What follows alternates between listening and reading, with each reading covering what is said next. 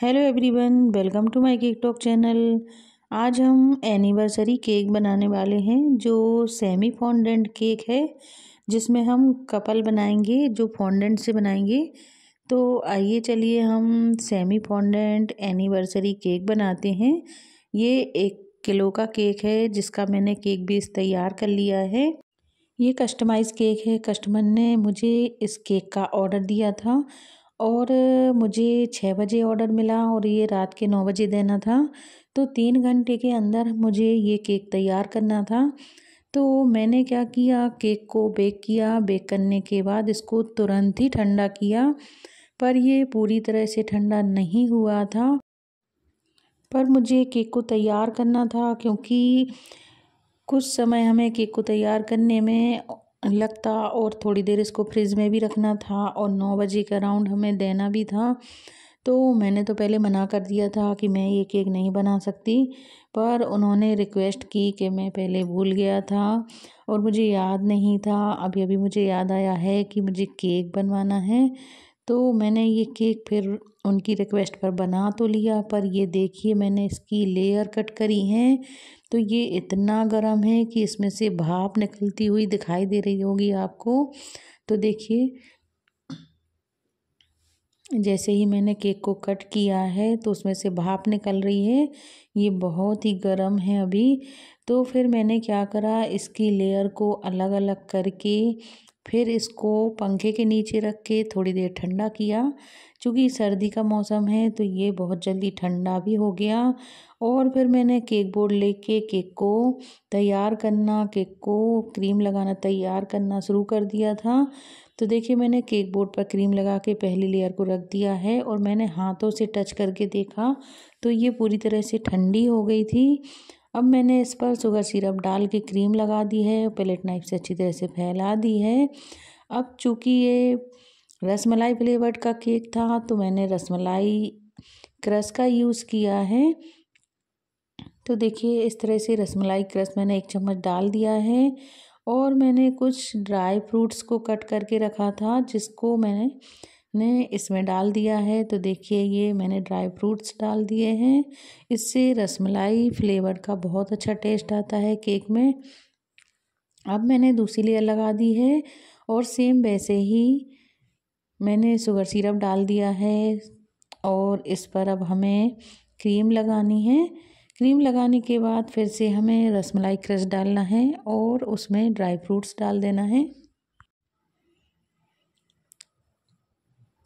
Rasmalai flavour में इस तरह से आप ड्राई फ्रूट्स ऐड करके इसका फ्लेवर बढ़ा सकते हैं, ये और भी ज़्यादा टेस्टी लगने लगता है। तो देखिए हम सेम प्रोसेस करेंगे। अब केक हमारा पूरी तरह से ठंडा हो गया है और ये बहुत अच्छे से तैयार हो रहा है। इस तरह से भी हम केक को बेक करके तुरंत इसको ठंडा करके भी हम 2 से 3 घंटे के अंदर केक बना सकते हैं। कई बार ऐसा ऑर्डर आता है तो हम मना कर देते हैं, पर इस तरह से हम 2 से 3 घंटे में भी केक तैयार कर सकते हैं। ऐसे ही हम पंखे के नीचे या कुछ से हवा में ठंडा कर सकते हैं केक बेस को और फिर तैयार कर सकते हैं। तो देखिए मैंने तीसरी लेयर लगा दी है और उस पर शुगर सिरप डाल के क्रीम लगा के पैलेट नाइफ से क्रम कोट कर दिया है। इस तरह से हमें क्रीम से क्रम कोट कर देना है।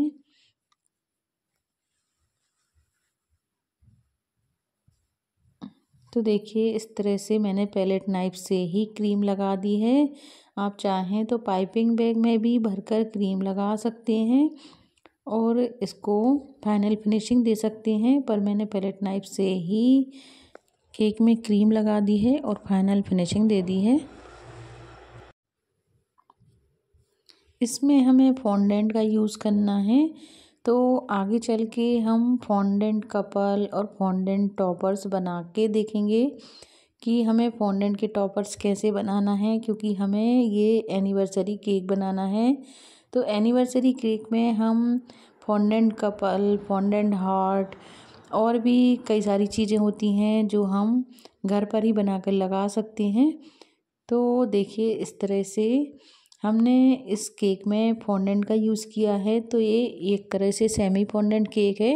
आप चाहें तो फुल फॉन्डेंट केक भी बना सकते हैं, पर कस्टमर की डिमांड पे डिपेंड करता है कि वो केक पर कितना खर्च करना चाहते हैं। उस हिसाब से सेमी फॉन्डेंट, फॉन्डेंट केक ही बनता है। और देखिए इस तरह से मैंने पैलेट नाइफ और स्क्रैपर से केक में फिनिशिंग दे दी है। तो देखिए केक हमारा पूरी तरह से तैयार हो गया है। अब हम केक बोर्ड को क्लीन कर लेंगे और केक को थोड़ी देर फ्रिज में सेट होने के लिए रख देंगे। तब तक हम फॉन्डेंट वर्क कर लेते हैं। तो देखिए मैंने रेड कलर का फॉन्डेंट ले लिया है। आप इसमें ब्लैक कलर भी यूज कर सकते हैं। ये फॉन्डेंट देखिए अभी सर्दी है तो थोड़ा सा कड़क ही है, तो इसमें हमें कॉर्नफ्लोर की ज़रूरत नहीं पड़ेगी। अगर आपका फॉन्डेंट लूज़ है, थोड़ा सा सॉफ्ट हो रहा है, तो आप उसमें कॉर्नफ्लोर लगा सकते हैं। पर सर्दी की वजह से मेरा फॉन्डेंट बहुत बढ़िया है, इसमें कुछ भी लगाने की ज़रूरत नहीं है। तो देखिए मैंने फॉन्डेंट को बेल कर थोड़ा बड़ा कर लिया है। अब मेरे पास कपल का कटर है। मार्केट में ये कटर आसानी से मिल जाते हैं, इनका पूरा सेट आता है। तो देखिए इस तरह से मैंने कपल कटर से कपल काट लिया है फॉन्डेंट पर। देखिए इस तरह से हम ये कटिंग कर लेंगे।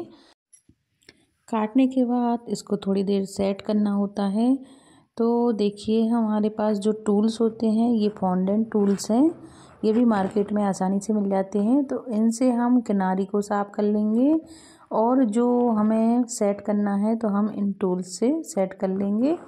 तो देखिए हमारा फॉन्डेंट कपल बनके तैयार हो गया है। अब जो हमारा और फॉन्डेंट बच गया है उसमें ही हम कुछ और टॉपर्स काटेंगे। तो मैंने कुछ हार्ट शेप के कटर ले लिए हैं, ये बड़ा साइज़ है, और कुछ मीडियम कुछ स्मॉल साइज़ के हार्ट कटर ले लिए हैं। इनसे मैंने हार्ट को कट करके रख लिया है और जितने केक पर लगेंगे उतने हम केक पर लगा देंगे। आप चाहें तो कम ज़्यादा कर सकते हैं। मैंने बहुत सारे हार्ट लगा दिए हैं इस केक पर। तो देखिए इस तरह से हार्ट की कटिंग कर लेंगे।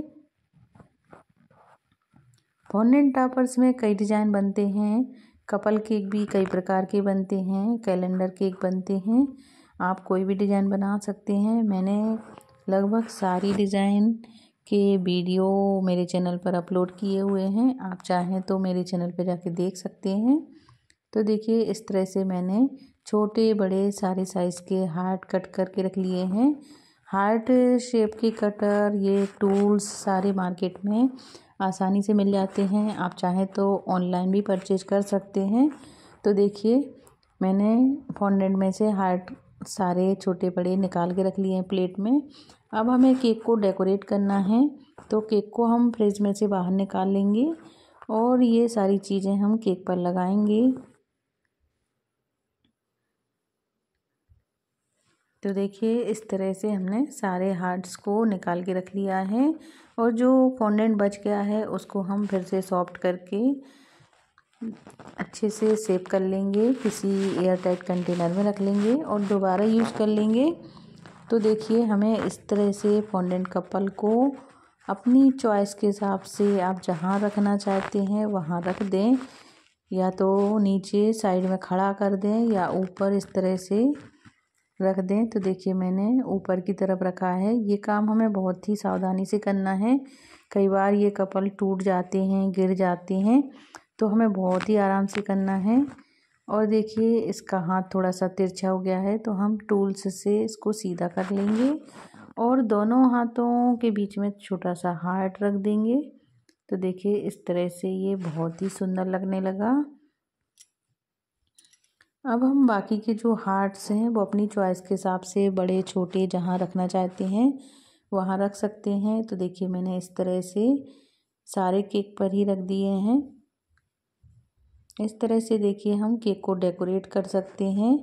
साइड में भी आप हार्ट को लगाना चाहते हैं तो साइड में भी लगा सकते हैं। इस तरह से देखिए मैंने ये केक को कंप्लीट कर लिया है। अब हमें कुछ स्प्रिंकल डालना है, तो मैंने गोल्डन कलर के स्प्रिंकल डाले हुए हैं और मैंने एक टैग लगाया हुआ है जो एक्रेलिक का है। ये एक्रेलिक वाला जो एनिवर्सरी का टैग है वो भी मार्केट में आसानी से मिल जाता है। तो देखिए इस तरह से पहले हम बॉर्डर बना लेंगे। तो मैंने उसी कलर की रेड कलर की क्रीम बना के ये फ्लावर नोज़ल लगा के पाइपिंग बैग में क्रीम भर के ये बॉर्डर बना ली है। बॉर्डर आप किसी भी नोजल से किसी भी डिज़ाइन का बना सकते हैं। तो देखिए केक हमारा पूरा तैयार हो गया है। अब कुछ स्प्रिंकल और हमें टैग लगाना है।